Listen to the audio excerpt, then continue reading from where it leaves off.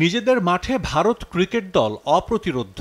2012 নভেম্বরে ইংল্যান্ডের বিপক্ষে সিরিজ হারের পর ঘরের মাটিতে মাত্র 4 টেস্টে হেরেছে টিম ইন্ডিয়া। বাংলাদেশের বিপক্ষে আসন্ন সিরিজেও স্পষ্ট ফেভারিট তারাই। তবে টাইগারদের সাম্প্রতিক রেজাল্ট কিছুটা হলেও চিন্তা বাড়িয়েছে রোহিত শর্মাদের।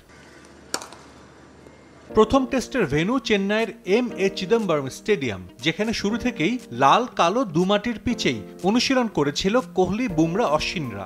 ম্যাচ কোন উইকেটে হবে এ নিয়েও শুরু হয় জল্পনা কল্পনা। চিদম্বরম স্টেডিয়ামের 9 উইকেটের 3টি লাল মাটির, যে উইকেটে পেস, স্পিন সব ধরনের বোলিংয়েই সমান বাউন্স থাকে।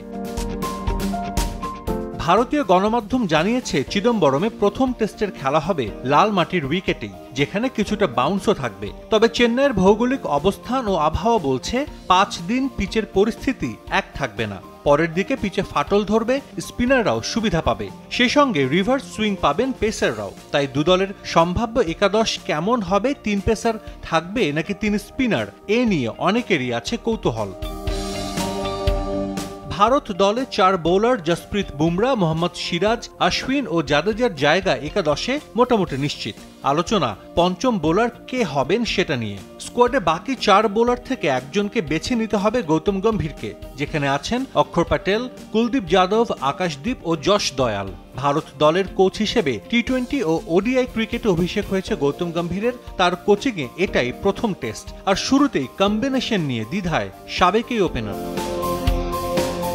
টেস্টে ভারত তাদের শক্তিমত্তা অনুযায়ী একাদশ সাজিয়ে থাকে। নিজেদের মাঠে স্পিনাররা সবসময়ই সফল। চেন্নাইয়েও একজন বাড়তি স্পিনার দেখা যেতে পারে বলে ধারণা করা হচ্ছে। 2021-এর ফেব্রুয়ারিতে চেন্নাই ভারতের বিপক্ষে যে টেস্ট জিতেছিল ইংল্যান্ড, সে ম্যাচেও আধিপত্য ছিল স্পিনারদের। 40 উইকেটের মধ্যে স্পিনাররা নিয়েছিলেন 24টি, যার 13টি তৃতীয় ও চতুর্থ ইনিংসে তুলে নেন দুদলের স্পিনাররা।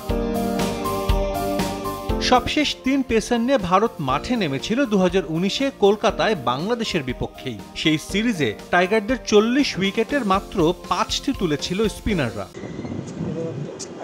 অন্যদিকে ঘরের মাঠে কালো মাটির পিচে খেলে অভ্যস্ত বাংলাদেশ, যা কিছুটা মন্থর হয়ে থাকে। দেশে লাল মাটির উইকেট না থাকায় ভারতে কিছুটা চ্যালেঞ্জের মুখে পড়বে বাংলাদেশ, তা বলাই যায়। তবে চেন্নাই স্পিনারদের স্বর্গরাজ্য, তাই বাংলাদেশ একাদশেও 3 স্পিনার দেখা যেতে পারে। 3 স্পিনার নিয়ে বাংলাদেশ মাঠে নামলে সাকিব মিরাজের সঙ্গী হওয়ার দৌড়ে অভিজ্ঞতার বিচারে এগিয়ে থাকবেন তাইজুল ইসলাম। প্লেইং 11-এ হয়তো জায়গা হবে না নাইম হাসানের। সেক্ষেত্রে তাসকিন আহমেদ, হাসান মাহমুদ ও নাহিদ রানার মধ্যে যে কোনো 2 পেসার নিয়ে মাঠে নামবে টাইগার্স। সাজিদ মুস্তাহিদ, সময় সংবাদ।